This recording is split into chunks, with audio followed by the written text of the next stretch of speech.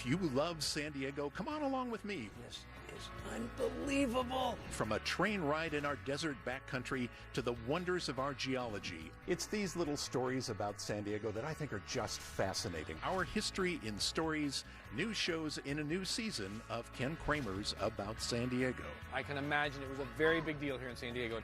New episodes, streaming now with the PBS video app. I feel like I'm in Candyland. Listen to the San Diego News Now podcast. Demand for vaccinations is high. We still are The expedition mapped more than 36. The number of people experiencing homelessness doubled in 2020. San Diego News Now. Find us and subscribe on your favorite podcast app. You're watching KPBS.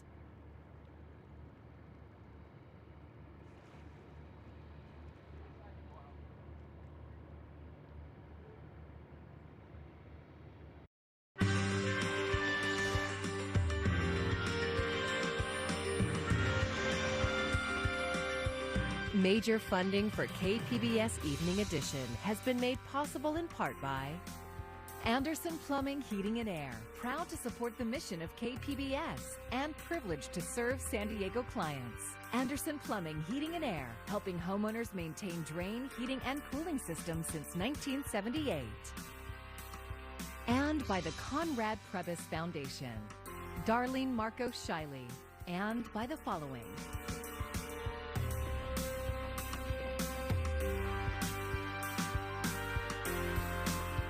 And by viewers like you. Thank you. Good evening. It's Monday, October 4th. Thank you for joining us. I'm Maya Trabulsi. It's a big environmental mess and a historic one. And tonight, all efforts are being made to control that massive oil spill just to the north of us. Beaches, birds, soil, the severe impact is still unknown, and local crews reaching out to help. Our coverage begins with health reporter Matt Hoffman. We continue to do overflight assessments of the coastline. We know that there is oil off the coastline. Many of you have seen it showing up on the beaches. Coast Guard officials are deploying resources to try and stop the oil's movement. It's believed to have come from a large underwater pipeline about 5 miles off the coast of Huntington Beach, where the leak was first discovered Saturday morning. There's more information to come, but I think we're moving very closely to a source and a cause of this incident. Divers have isolated a portion of the pipe to identify what triggered the huge spill. The environmental impacts could be devastating, and officials still don't know the full effects for wildlife. Your average backyard swimming pool is about 20,000 gallons or more. Now, this spill up by Huntington could be as large as 127,000 gallons. We know that the oil has moved just past Dana Point, some patches of it, and officials say it could continue to trend south. Continuing to move in a southerly direction based on the wind and the weather and the currents. San Diego County's Office of Emergency Services has boots on the ground near the spill, preparing for what could be coming. It would take days. I think it's too early to say whether the oil impact or the oil will actually make its way all the way down to San Diego. Eric Terrell is the director of the Coastal Ocean Research and Development Center at the Scripps Institution of Oceanography. He's a researcher who works with the radar system that tracks ocean currents. The dynamics of the ocean, the water is always in movement. And so things that are discharged in the ocean quickly get under the effects of the ocean currents and get transported. And so it's very typical for, like in an oil spill situation, for that to start dispersing itself along the coastline under the whim of the way the currents are pushing it. There's no estimate on how long it could take to clean up the spill. Terrell says calm waters should give crews an edge. Right now, there's just a heightened awareness about paying attention to the oceanography in the Huntington Beach, Southern California region, where anything we can do to help support the federal agencies and state agencies responding to it, the better. Assessments of the spill are ongoing, and officials are not ruling out that an anchored ship may have accidentally come into contact with the pipeline. Matt Hoffman, KPBS News. An oil spill of this size is going to require an all-hands-on-deck approach to contain the damage, especially when it comes to helping the sea life alone. KPBS reporter Alexandra Runhel has more on how SeaWorld is ready to help. We are on standby. We've prepared the building to accept those species of animals, and we are just waiting. SeaWorld is part of the Oiled Wildlife Care Network, which is a coordinated effort by animal care facilities in California to respond to injured and ill animals. Kim Peterson is the rescue supervisor at SeaWorld. She says the team is on standby as long as they are needed. SeaWorld San Diego is going to be taking in affected turtles, sea turtles, and any cetaceans or dolphins that come that land up on the beach. More than 100,000 gallons of crude oil is estimated to have spilled into the ocean off Orange County. Wildlife conservation experts are warning the oil spill is of extreme concern to migrating seabirds. The executive director of the Oiled Wildlife Care Network says only 4 birds have needed rescue efforts, but warns it may be weeks to months until we see the full effects of the spill, and more animals are likely to be recovered. The animals come into us in such dire need. A lot of them wouldn't make it if we weren't here to help them. Peterson describes the delicate care that goes into saving these animals covered in toxic oil. So you'd think that getting the oil off would be the very first thing we did, but it's actually not the first thing. The first thing is to support them, their health, and make sure that they're strong enough to survive the stress of being washed. And then removing the oil is a lot of elbow grease and dishwashing liquid and water. Peterson says there's no better feeling than releasing a sea animal back to the ocean once it has fully recovered. SeaWorld's 8,000 square foot care center can hold up to 200 sea otters and 200 seabirds at one time. Alexandra Rangel, KPBS News. Another local neighborhood is being spared the threat of a violent sexual predator moving in. Demonstrations, signs, public meetings, they all helped. And now one local leader is looking to stop the practice here altogether. Here's KPBS reporter Melissa May. Douglas Badger, a convicted sexually violent predator, will not be released to a home in Rancho Bernardo. After public outcry, the owners of the home where he was supposed to stay say he is not welcome. While that news is a relief to the community, it's not enough for San Diego County Supervisor Jim Desmond. I'm putting forward that we oppose any future placements of sexually violent predators in San Diego County until we get to be part of the process and that we also get a veto vote on anyone being placed here at all. On Tuesday, Desmond plans to introduce a proposal to the Board of Supervisors to make San Diego off limits for SVP placements until the process is improved. And people should not have to live in fear. Whether they're in the unincorporated areas or urban areas, you should not have to live in fear. Desmond says residents need to be given more than a 15-day window to respond when the state wants to place an SVP in their community, and that hearings need to be held closer to the communities involved. So we actually take a position of oppose for every sexually violent predator that's going to be placed in San Diego County. I wouldn't vote to put one next to me. I'm not going to vote to put one next to anyone else. KPBS reached out to the California Department of State Hospitals, the agency in charge of housing SVPs, about the scheduled proposed housing placement of Badger on October 29th, but they did not respond in time for this newscast. Melissa May, KPBS News. The Supreme Court has begun a momentous new term back in the courtroom after a nearly 19-month absence because of the coronavirus pandemic. Demonstrators were out front in full force today as the High Court's agenda includes abortion, guns, and religion, among other items. 8 of the 9 justices took the bench today for the first arguments of the new term. Justice Kavanaugh is participating remotely from his home after testing positive for COVID-19 late last week. President Joe Biden is out pushing his agenda, hoping to spur lawmakers to avoid letting the U.S. default on its debt for the first time ever. As Chris Nguyen reports, Congress has to raise the debt ceiling to avoid major economic fallout, not just for the country, but the entire global economy. On Monday, an urgent message from the president to the GOP to put partisan bickering aside. It's hypocritical, dangerous, and disgraceful.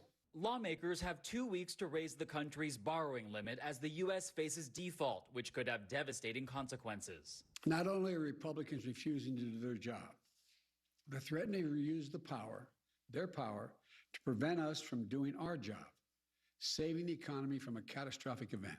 Democrats say Congress should vote on a bipartisan basis to pay for bills for which both parties are responsible. But Republicans believe Democrats should handle the issue on their own through a special budget process known as reconciliation. Clumsy efforts at partisan jams do not work. What works is when the majority accepts the reality of the situation.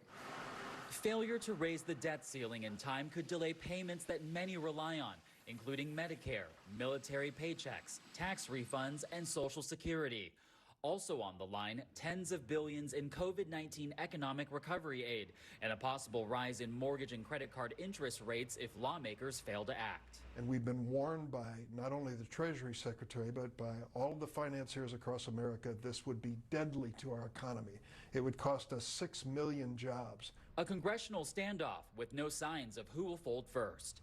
In Washington, Chris Wynn, KPBS News. After months of the Delta variant driving the pandemic in the U.S., some good news on the current COVID-19 surge. The latest numbers show a downward trend, including here in San Diego County, where 390 cases were reported today. Sadly, there were also 9 deaths. And as Mandy Gaither reports, top health officials say vaccination remains key to ensuring cases stay down. In the war on COVID-19, the U.S. may be turning a corner. Cases, hospitalizations, and deaths are declining. The way to keep it down, to make that turnaround continue to go down, is to do what we mentioned. Get people vaccinated. New COVID-19 cases reported in the U.S. in the past week versus the previous week are down in at least 24 states, steady in 20 states, and rising in 6 states. The trend is the same for hospitalizations, down in 33 states. And new deaths in that same time period are down in 18 states. But top U.S. health officials urge Americans not to let their guard down. When you have 70 million people in the country who are eligible to be vaccinated, who are not yet vaccinated, that's the danger zone right there. Despite hopes that vaccine-hesitant Americans would be convinced to roll up their sleeves with the FDA's full approval of the Pfizer vaccine, a new analysis shows that wasn't necessarily the case. Pfizer vaccination rates did increase in the days after that decision in August, but the uptick was modest and relatively short-lived. According to polls, fear of dying, missing out on travel or concerts or sporting events seem to sway more unvaccinated Americans. I think we're seeing that vaccine mandates and incentives do impact people's behavior. For Health Minute, I'm Mandy Gaither. Despite the positive trends, the CDC is once again urging caution for the holidays. They're recommending people delay travel until they are fully vaccinated, even though everyone will still be required to wear masks on public transportation. The CDC says the safest way to celebrate the holidays is virtually, with people who live with you or outside at least 6 feet apart. If you are planning to attend an in-person party, get vaccinated as soon as possible. Wear masks indoors or in public if in an area of substantial or high transmission. Also, do not attend any event if you are sick or experiencing symptoms. We've redesigned our website, kpbs.org, and it looks a little bit different, but you can still find the latest on the pandemic and resources in the Tracking COVID-19 section. You'll find it under the News tab on our homepage. We could be in for some thunderstorms in parts of the county tonight. Jessica Pash has our first of the week forecast.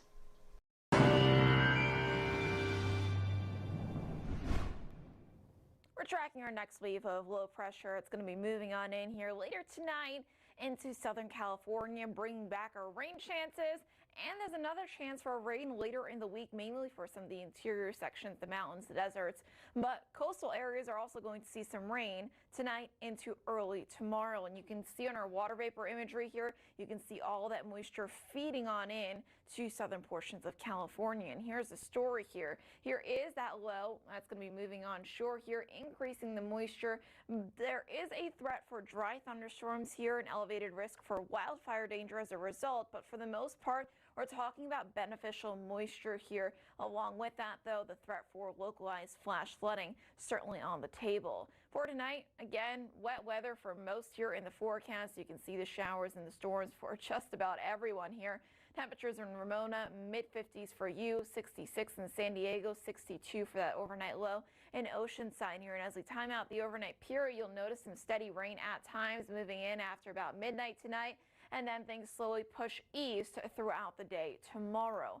Temperatures tomorrow getting back up into the upper 70s for you in Escondido, Mount Laguna, low 60s, Borrego Springs, not even getting up into the 90s. And everyone's going to have the chance for at least a couple of rain showers tomorrow. I do think that it'll likely be during the morning hours for coastal areas and then further east, likely through the afternoon and into the evening. Then we get another push, a dip in the jet stream as we look ahead towards Thursday and Friday. Cooler air dipping south. We can get some energy and some moisture. We may see even more in the way of rain. Near the coast, again, though, showers still possible Tuesday and Wednesday. Then we see things brighten back up with temperatures in the low 70s by the end of the week. Inland, again, similar story here. Temperatures will be on the decline, and we do have some shower chances there Thursday and Friday. In the mountains, temperatures drop from the 60s into the 50s with a similar story with rain possible Thursday and Friday again. And the deserts, also temperatures will be on the decline here with some more thunderstorm activity possible on Thursday. For KPBS News, I'm meteorologist Jessica Pash. The first week of October is Mental Illness Awareness Week, and it comes as a new facility supporting those experiencing a mental health crisis opens its doors in Vista. KPBS reporter Melissa May describes how this facility is going to help both law enforcement and the community. 3, 2, 1. A Crisis Stabilization Unit, or CSU, is a small inpatient facility for people in a mental health crisis. Vista opened the first community-based one on Friday. This is an urgent care for behavioral health. County Supervisor Jim Desmond says this CSU will save law enforcement time and resources, and more importantly, get individuals experiencing a mental health crisis fast and efficient care. This is going to save lives for those who are struggling, going through a crisis, and struggling with the burden and the need to get help. Exodus Recovery will run the facility 24 hours a day, 7 days a week. President and CEO Luana Murphy says this is the perfect location for a CSU. We're going to say yes to everybody that walks in the door. In the same complex, there is a mobile crisis team transport, along with programs for drug and alcohol, mental health outpatient care, and San Diego START, a crisis prevention and response program for people with intellectual and developmental disabilities. And it is going to make it much easier for us to do what we have to do.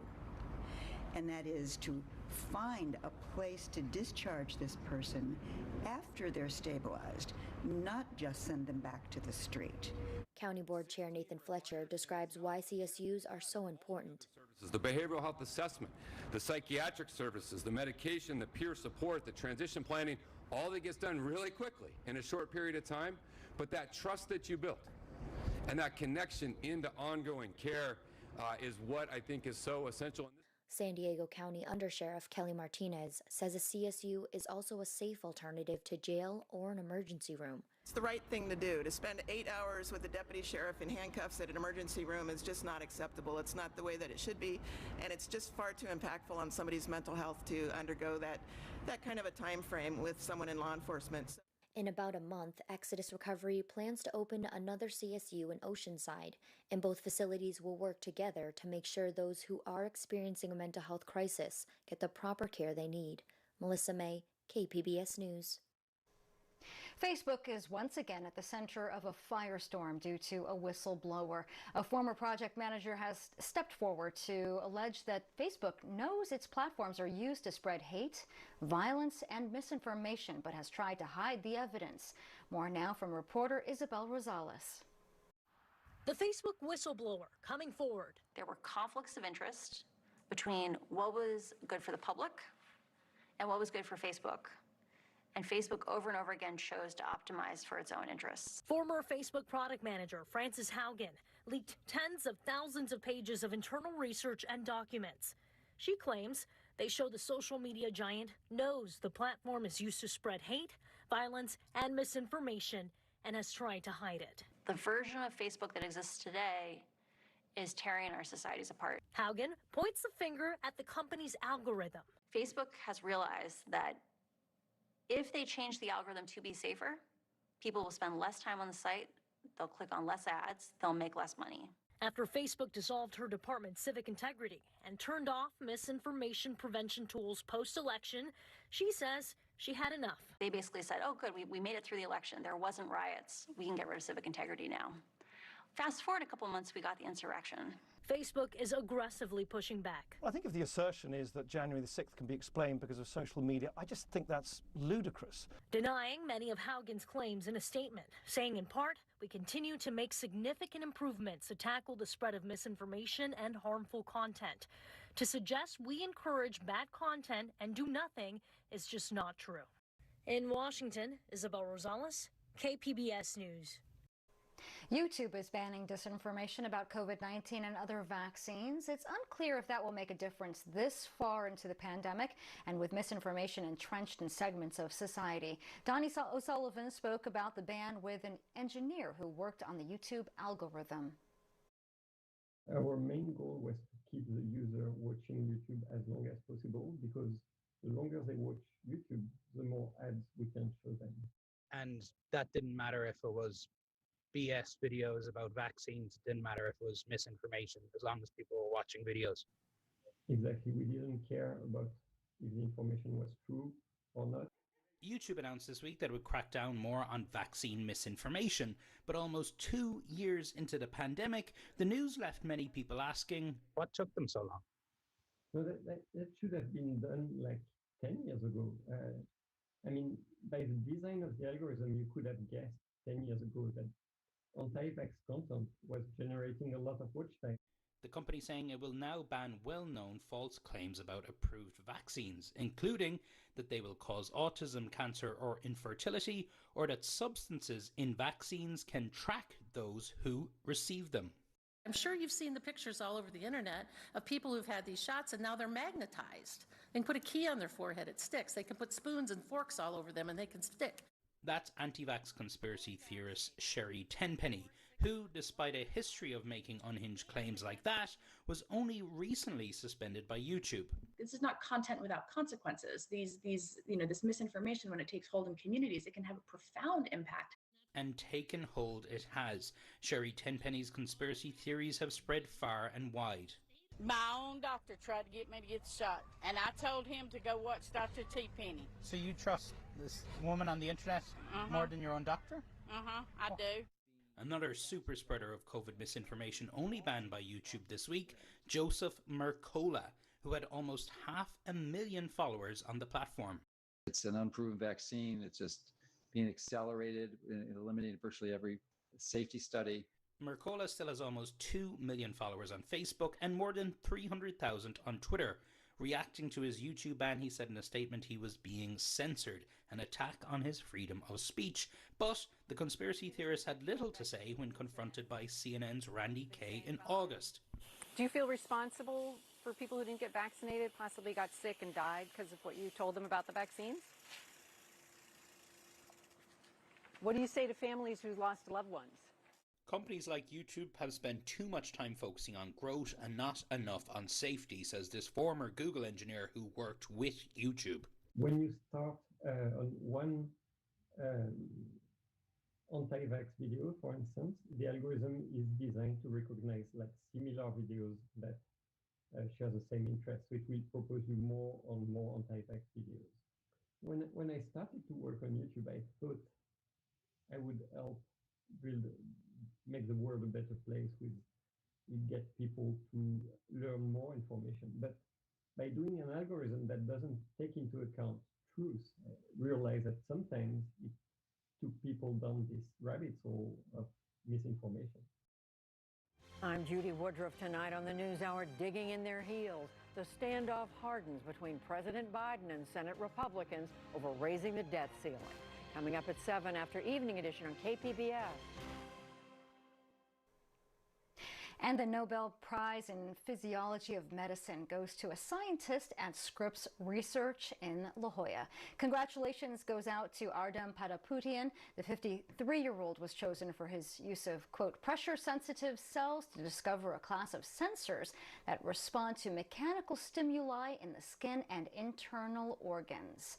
They went on to detail to explain its importance to, in layman's terms, reduce chronic and acute pain related to a range of diseases. Dr. Pataputian says he missed a bunch of phone calls from Stockholm at 2 o'clock in the morning because he had his phone on silent. So he ended up hearing the news of his award from someone very close to him. They somehow got a hold of my 94-year-old father who lives in Los Angeles. And I guess even if you have do not disturb, people in your favorites can call you and wake you up. And so my dad actually was able to call me and let me know, which ended up being a very special moment. And Dr. Pataputian shares the award with another scientist, David Julius. Waves of Marines are returning home to Camp Pendleton after a harrowing deployment that included the evacuation of Kabul in August. KPBS military reporter Steve Walsh has the story. Roughly 1,000 Marines from the 2nd Battalion, 1st Marine Division have been arriving in batches over the last couple of weeks. Another 281 Marines arrived Sunday to a hero's welcome. Families were given little information as they watched the mass evacuation of Kabul unfold from San Diego, says Bailey Gonzalez, the wife of a Marine. Being on this deployment in particular was very nerve-wracking for me as a young family, and especially for the other families.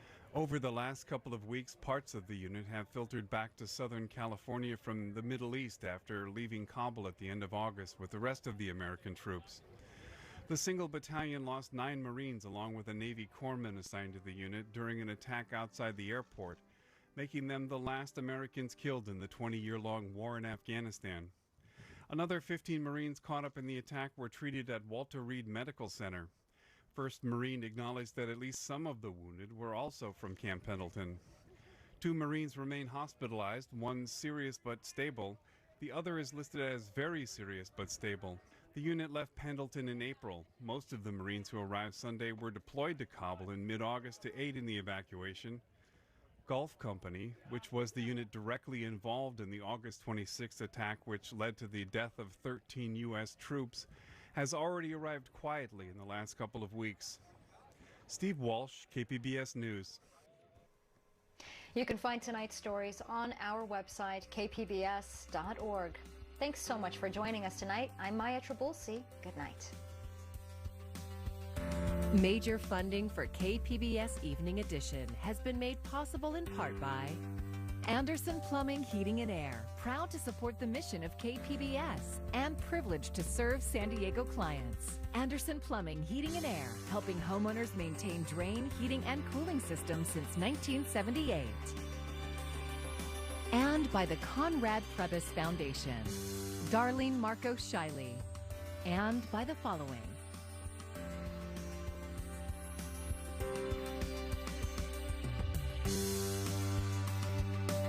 And by viewers like you. Thank you.